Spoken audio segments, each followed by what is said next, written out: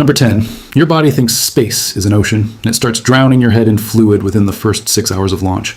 And here's what actually happens. The moment you leave gravity behind, the roughly 5 liters of blood and interstitial fluid, your body normally pools in your lower legs and abdomen suddenly have no reason to stay there. Without gravity pulling fluid downward, it redistributes toward the chest and head. Astronauts on the International Space Station consistently report what they call the puffy face, chicken legs phenomenon, and that description is accurate enough to be clinical. Your face swells. Your nasal passages feel permanently congested. Your legs lose roughly a liter of fluid volume in the first few days. NASA flight surgeon data from ISS missions documents intracranial pressure changes associated with this shift, and it is not subtle. The body reads this fluid surge as a problem it already knows how to fix. It interprets the chest and head fullness as excess blood volume, the same signal it would send if you had been lying in a bathtub for a week. So it suppresses a hormone called antidiuretic hormone, tells the kidneys to dump fluid fast, and your total blood plasma volume drops by roughly 10 to 15% in the first week. Your body is solving a problem that does not exist the way it thinks it does. On Earth, that fluid regulation system is elegant. In orbit, it is chasing a ghost signal. Think of it like a thermostat wired to the wrong room. The room it is measuring is always cold because it cannot sense the actual temperature anywhere else, so it keeps pumping heat into a house that does not need it. The trouble is that fluid does not just redistribute harmlessly. It presses against things that are not designed to be pressed. Which brings us to something that took researchers years to name properly. Number 9, astronauts are going blind in slow motion, and we only figured out the mechanism about a decade ago. The condition is called spaceflight-associated neuroocular syndrome, or SANS, and it was identified as a distinct clinical entity through MRI studies of long-duration ISS crew members. A 2016 paper in the New England Journal of Medicine described changes in astronauts that included flattening of the back of the eyeball, swelling of the optic disc, folds in the tissue lining the retina, and in some cases permanent shifts in visual acuity. These are not temporary symptoms that resolve after landing. Some astronauts return to Earth needing prescription glasses for the first time in their lives. The leading hypothesis ties directly to what happened in number 10. That fluid shift raises pressure in the cerebrospinal fluid surrounding the brain and the optic nerve sheath. The optic nerve, which carries visual information from the eye to the brain, runs through a tunnel of that fluid. When the pressure increases chronically over 6 months, the nerve gets pushed. The back of the eye remodels, and you lose sharpness. SANS severity appears correlated with mission duration. Short missions show less damage. 6-month stays produce measurable changes. A Mars mission lasting 18 months or longer, with no return option, sits in territory we have not tested on a human being yet.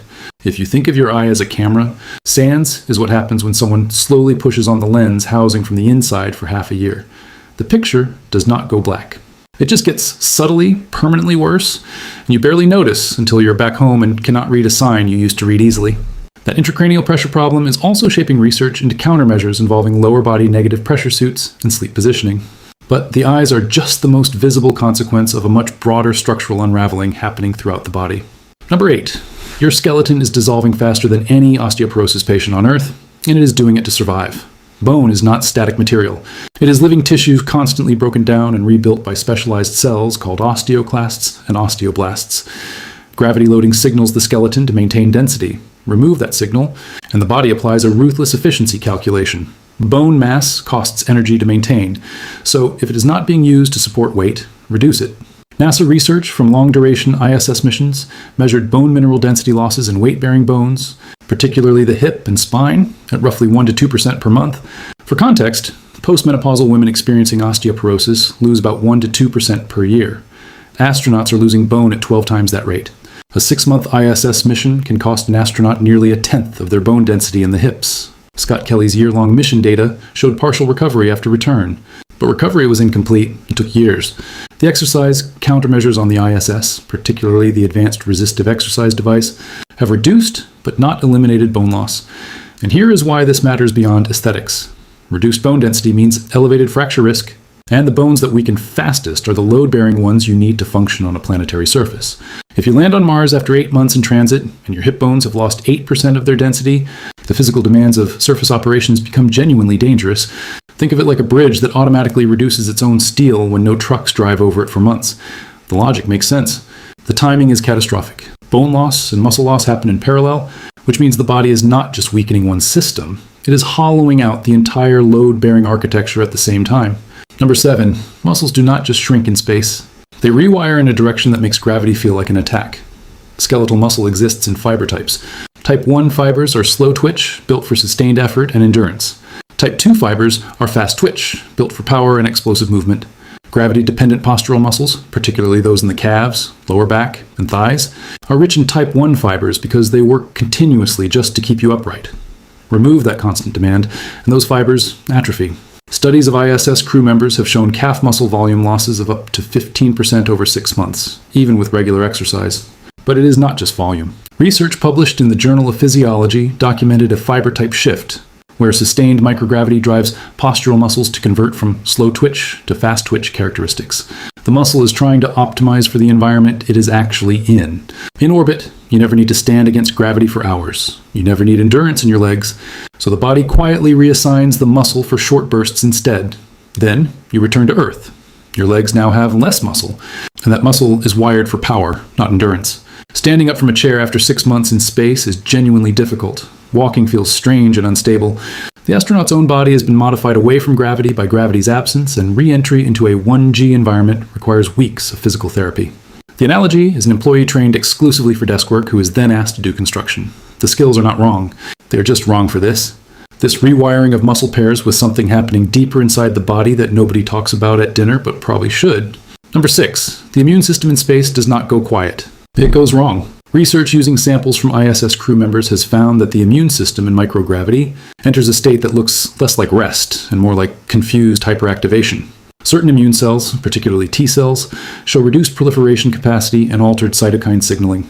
Meanwhile, latent herpes viruses that exist in most adult humans without causing illness, viruses like Epstein-Barr and varicella zoster, begin reactivating in a meaningful proportion of astronauts during and after spaceflight.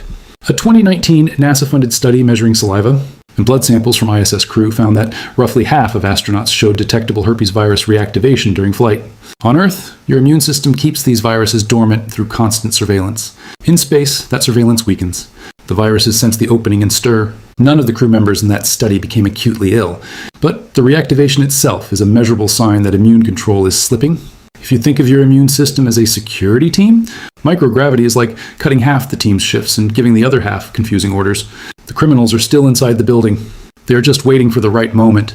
For a Mars mission where no medical evacuation is possible, and any infection must be managed on site, this is not an abstract concern.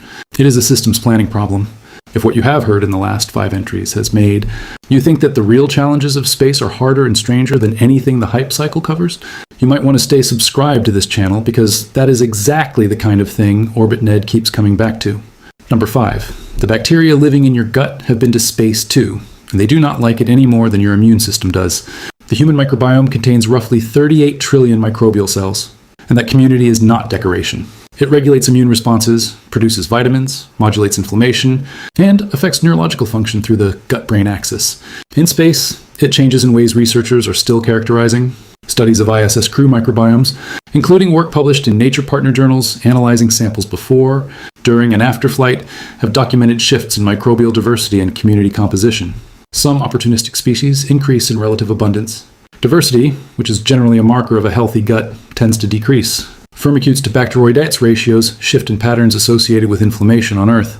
The challenge in interpreting this data is causality. Is the microbiome shifting because of microgravity, radiation, the ISS food system, psychological stress, or all 4 at once?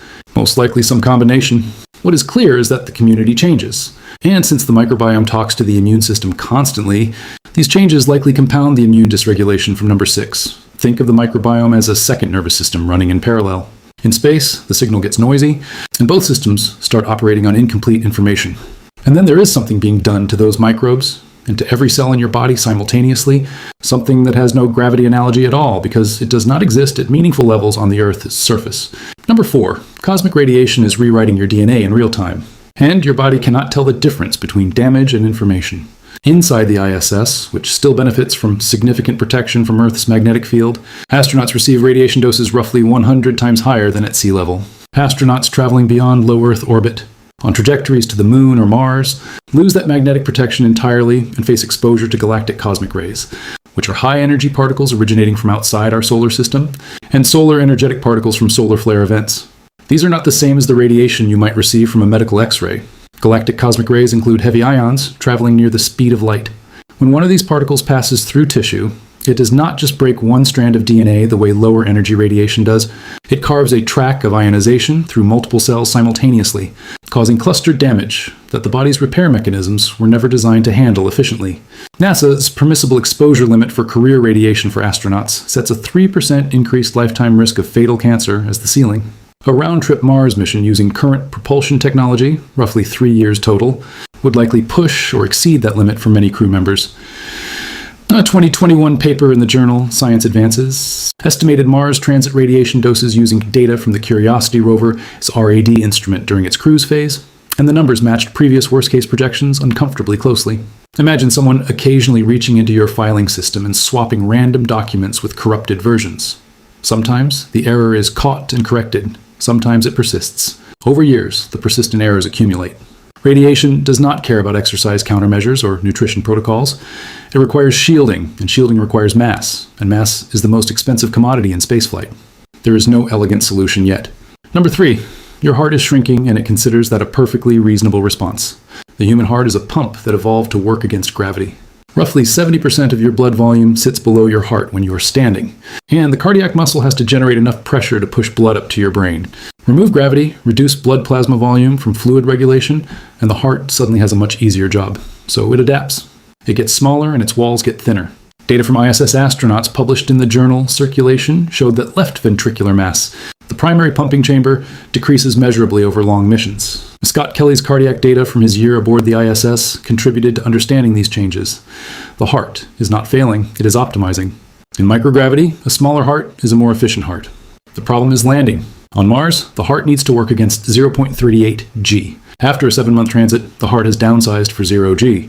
The mismatch between cardiac capacity and gravitational demand on arrival is a real physiological gap that exercise cannot fully close in transit because the loading is wrong. It is like training for a marathon exclusively on a stationary bike. You build fitness, but not the specific fitness the race requires. Number 2, your sense of direction becomes actively dangerous, and the confusion is permanent in small ways. The vestibular system, housed in your inner ear, uses fluid-filled canals and tiny calcium carbonate crystals called otoliths to sense gravity and acceleration. It evolved to interpret 1 G as the baseline signal for which way is down.